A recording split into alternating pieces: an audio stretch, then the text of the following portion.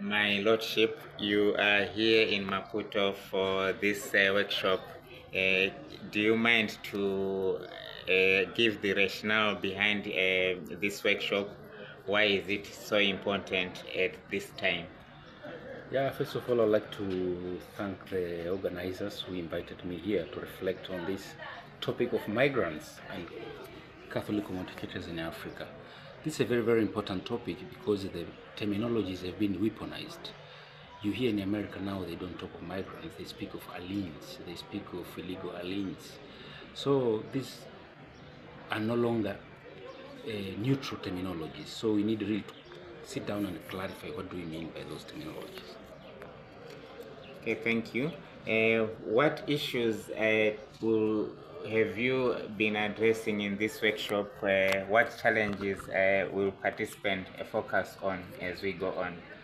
Well, I think what we are trying to say here is, first of all, we are living in the information kind of age where people use mostly digital devices, and we really need, as Cygnus Africa, to try to come up with a way to train our journalists how to use these new media technologies in order to report this kind of information.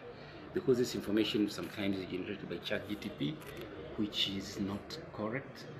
And now, what do we do as Cygnus? That's the question we're trying to ask in this environment where information sometimes is distorted deliberately.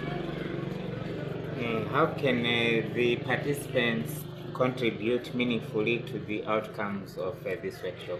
Well, I think there are some discussions going on.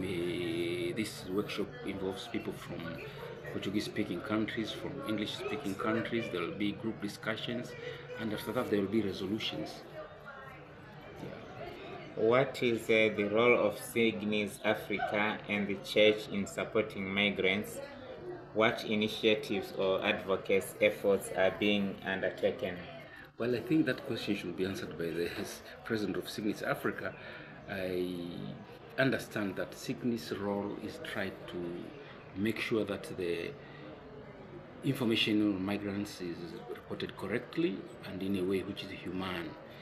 So, as far as Cygnus is concerned, it's try to ensure that these migrants get the kind of support they get through our reporting. And how can journalists or communicators promote ethical, compassionate storytelling about migrants? I think what we do here is training, and it is through training that we learn. So I think if people are more exposed to this kind of training, they understand, they see how people are reporting, this compassionate reporting can come. We have a lot of examples of human interest-based stories where really you can see people focusing on this need to make people understand the suffering and these kind of things. In light of the Jubilee as a year of Christ our hope, what message of hope and action would you share with the faithful and society at large regarding migrants? Well, in the Bible we hear that Mary and Joseph and Jesus went to Egypt as migrants and they were received. So I think there is always hope. Because right now, as I said in the beginning, the terminology has been weaponized.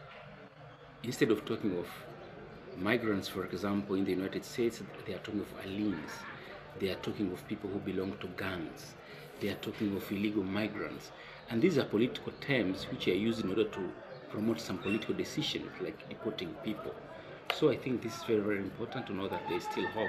And that's why we have this kind of seminars to make sure that the things are presented correctly. Yeah. Last but not least, do you have any message that you can put across? Well, I think our message is we are all children of one Father as we pray in our Father. So I think if people have problems in one region, like environment, like starvation, and they are moving to another area to get support, we have a responsibility as human beings to help them. I think that's the only message you can give in this year of hope. Our responsibility is to help each other when there are problems. Even the American, it used to boast that it was the refugee nation. But now things have changed. They don't want to use the term refugee, they use the term alien so that they can expel people. We shouldn't be getting there. We should understand that we belong to one Father, and it is this Father who will really provide for us. Thank you very much, Your Lordship, for your time. Thank you very much.